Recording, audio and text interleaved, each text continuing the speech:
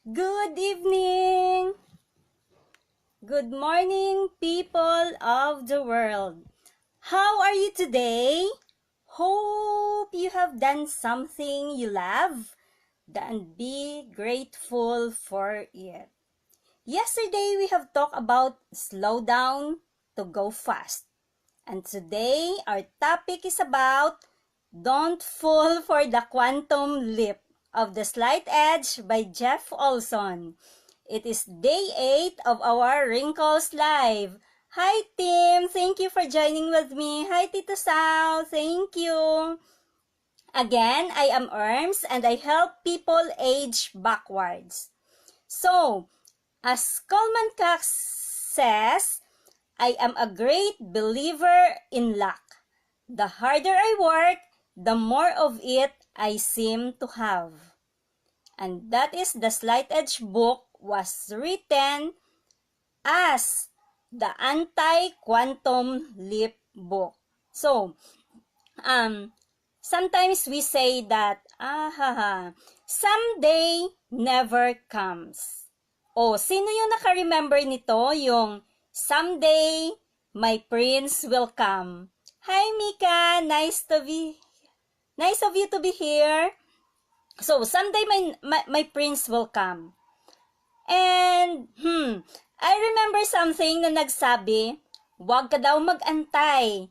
Kailangan mo daw sunduin yon at baka harangan ng iba at hindi makarating sa iyo. So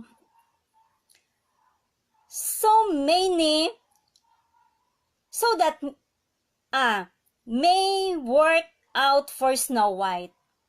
Sometimes, most would think of that, na yung buhay parang si Snow White lang na nag-aantay. Pero sa totoong mundo, ito is a recipe for disappointment. And flesh and blood waiting for someday is no strategy for success. And it's one that the majority follow their whole lives. So, some would say, someday, my ships come in. Someday, when I have the money. Someday, when I have the time.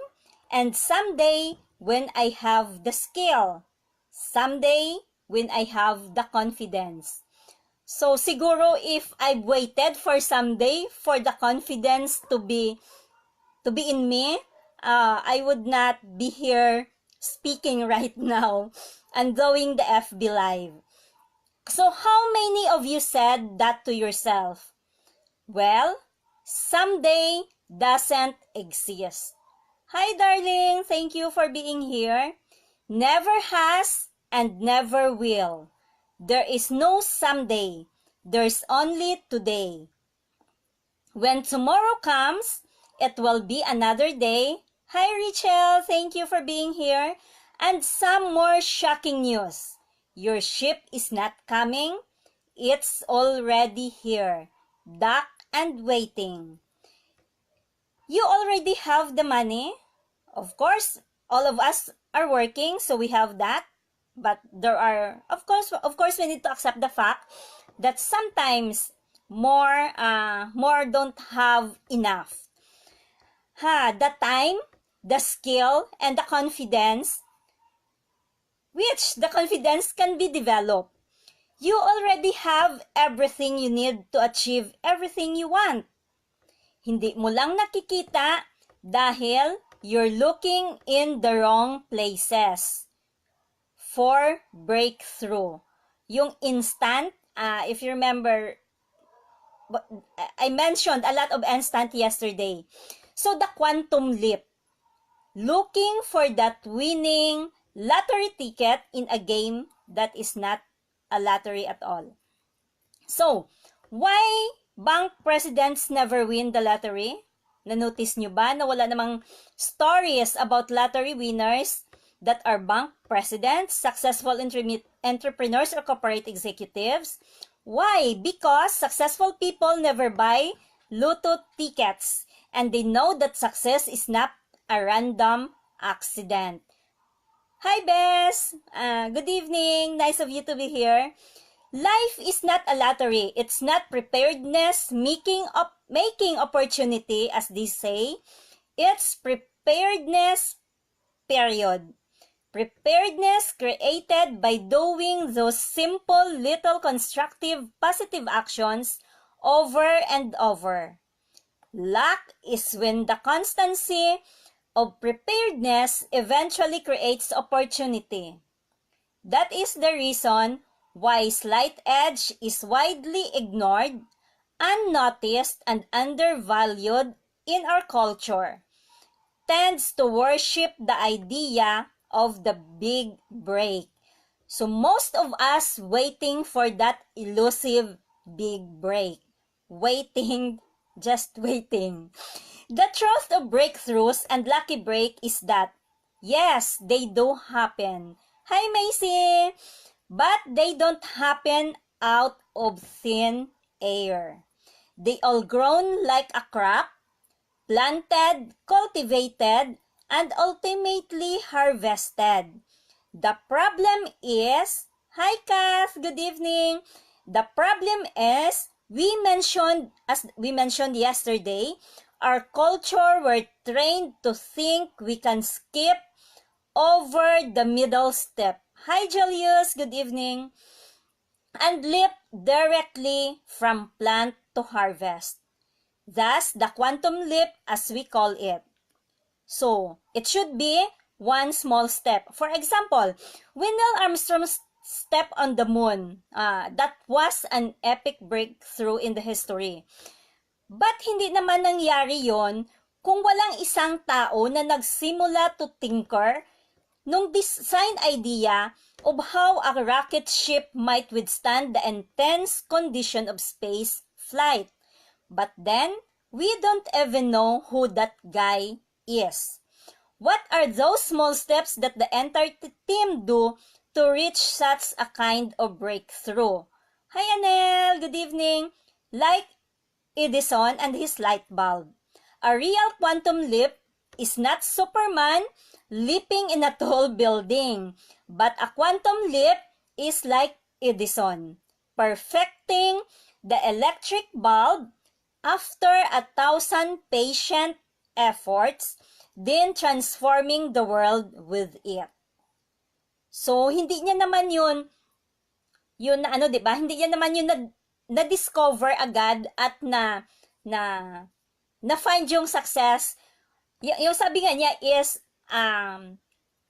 hindi daw siya na-fail, but he just find 1,000 ways to do it. So, that is why meron tayong ilaw sa ngayon. So, ano yung winning edge doon? So, the slight edge is the process every winner has used to succeed since the dawn of time. Hi, Mia. Hi, Jane. Good evening. Winning is always a matter of the slight edge. Remember Michael Phelps? If you have watched the 2008 Beijing Olympics, there was a lot of hype that he would be gunning during 2008. He would be gunning for a Mark Spitz 36-year record of 7 gold medals.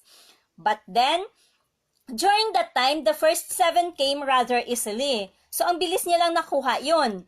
But the eighth medal was won for the ages.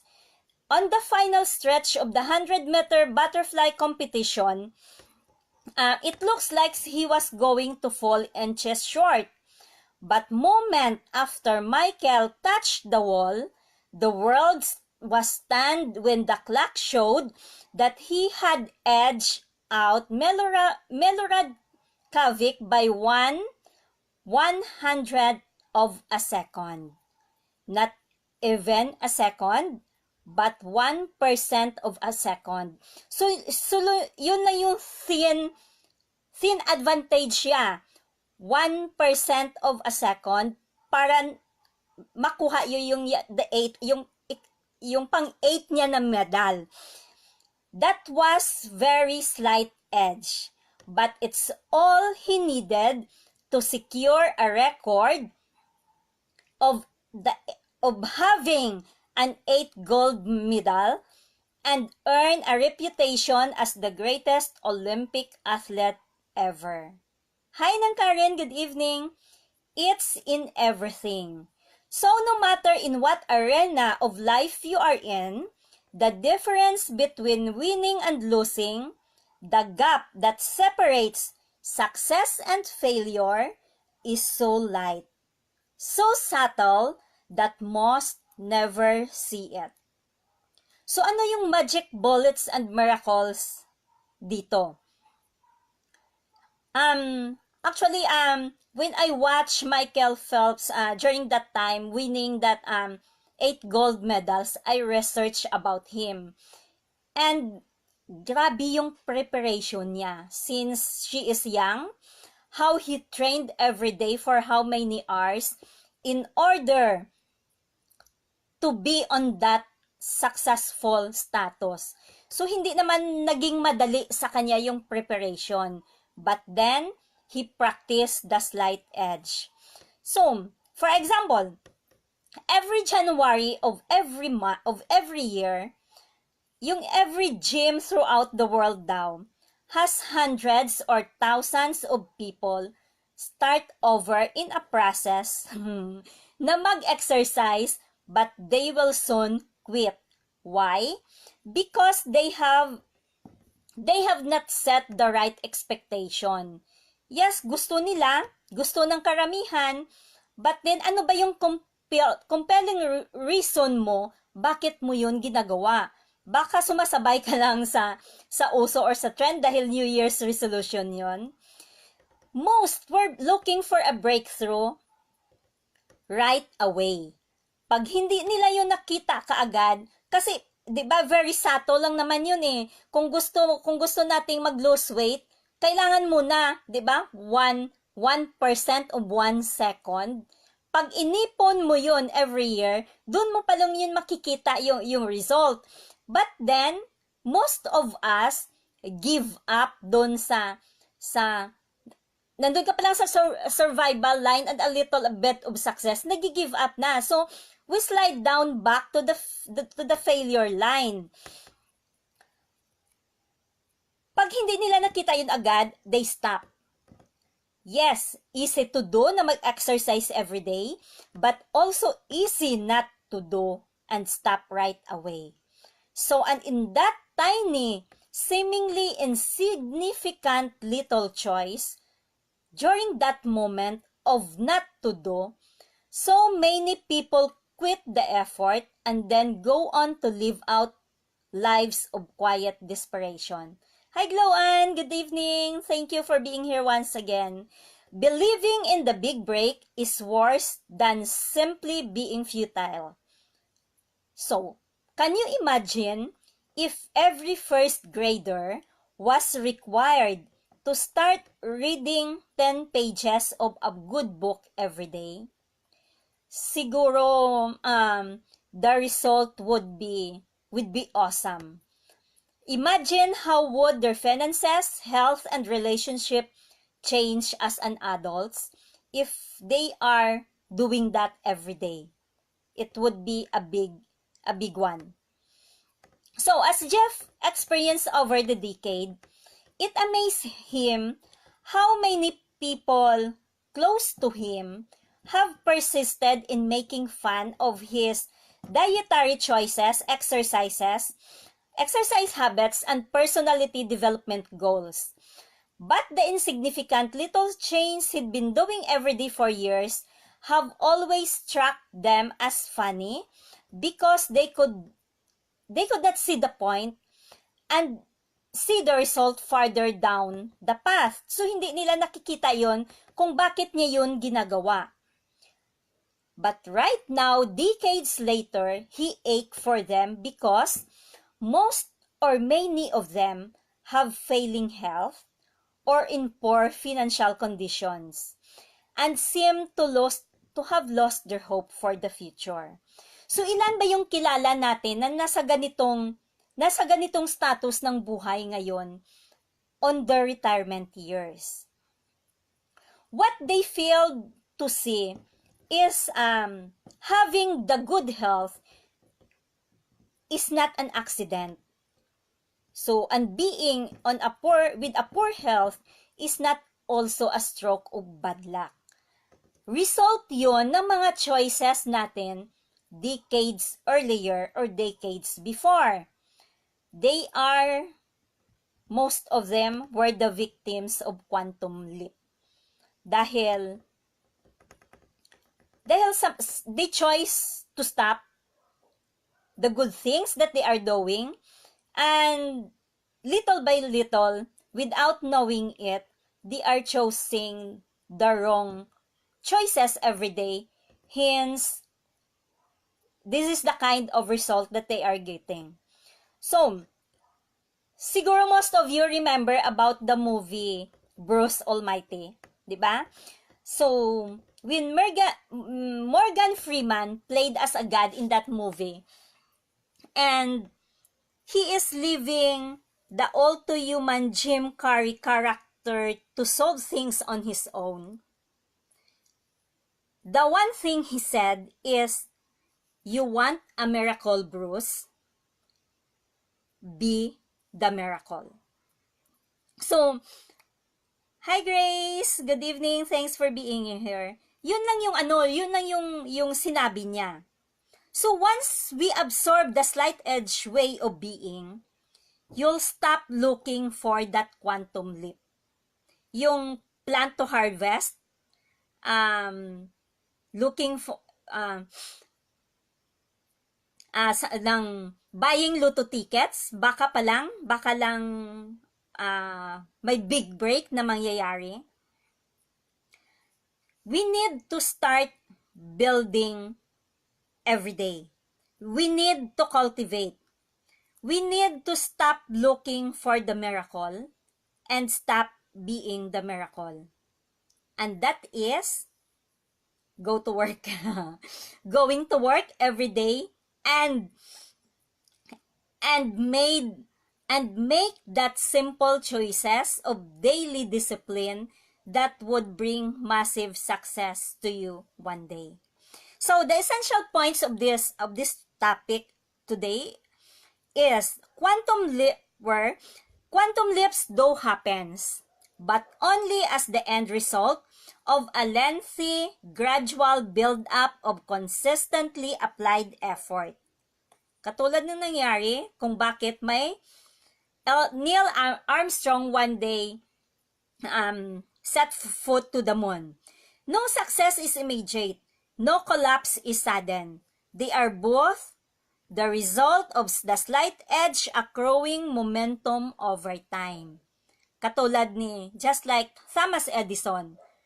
Hindi niya naman nakuha agad yung discovery of lightning a bulb, di ba? Pero he never stopped until nakuha niya. So, hoping for the big break, the breakthrough, the magic bullet is not only futile, it's dangerous because it keeps you from taking the actions you need to create the results you want.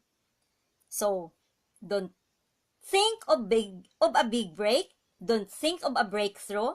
Big break and breakthrough happens in a period of time.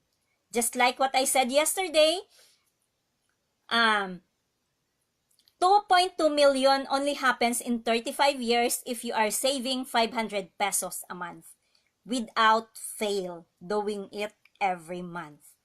So once again, thank you all for being here with me in Wrinkles Live and Replays. And anyways, for those who are looking for ways to have a side income working from home that would allow you the time freedom and flexibility to work anywhere, just send me a message and would love to share some information with you. This might be a fit for you or it might be not. You'll never know.